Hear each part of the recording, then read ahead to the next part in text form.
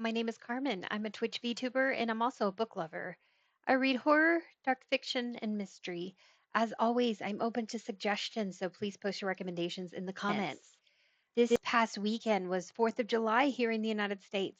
I ran a 5K in a very good time, and I also went to a family birthday party. I hope you also had a great 4th of July weekend. I was able to finish two advanced reader copies from NetGalley. The first book I finished was Dreamers of the Full Moon Coffee Shop by forgive me on this name, Mochizuki. This is translated from Japanese by Jordan Taylor. This is the third in the Full Moon Coffee Shop series. I received this book's advanced reader copy from Ballantine Books. I have previously reviewed two other books in this series. They're very cozy series that gives you a pop-up coffee shop that is run by magical cats. In this volume, Satsuki returns home after 3 years to introduce her boyfriend to her mother, Fujiko. Forgive me if I'm mispronouncing these names wrong. Fujiko has something to tell her daughter regarding the decisions she made as a young woman. These books are very short, but they tell really sweet stories about family, traditions, forgiveness. One thing that stood out to me is how Satsuki is shamed by a scandal where she had an affair with an older man. She is the one that's blamed, and she is the one that has to make the public apology. And almost like she was getting canceled for this affair. It points out the double standard.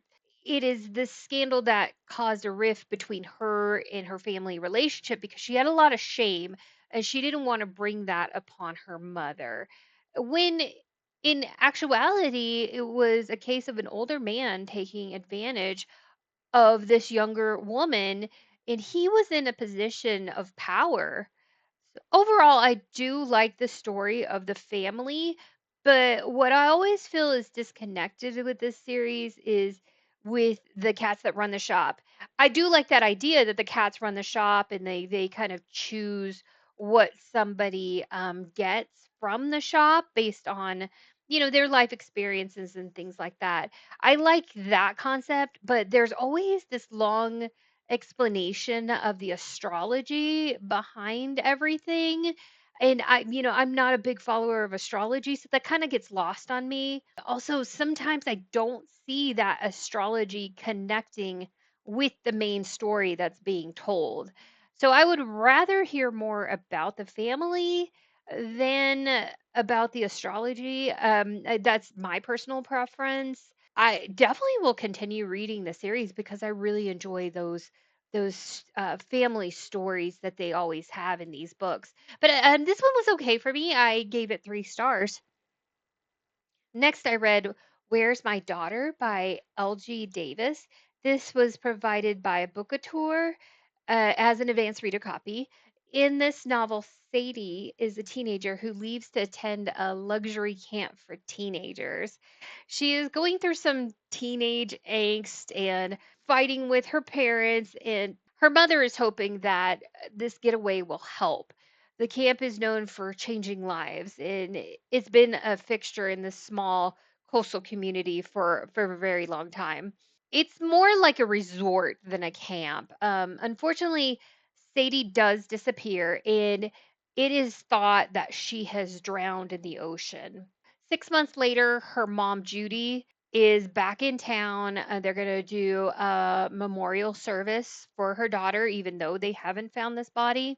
Judy receives an envelope with a photo that she believes to be her daughter. And there's a note in there saying that her husband knows more than he's saying.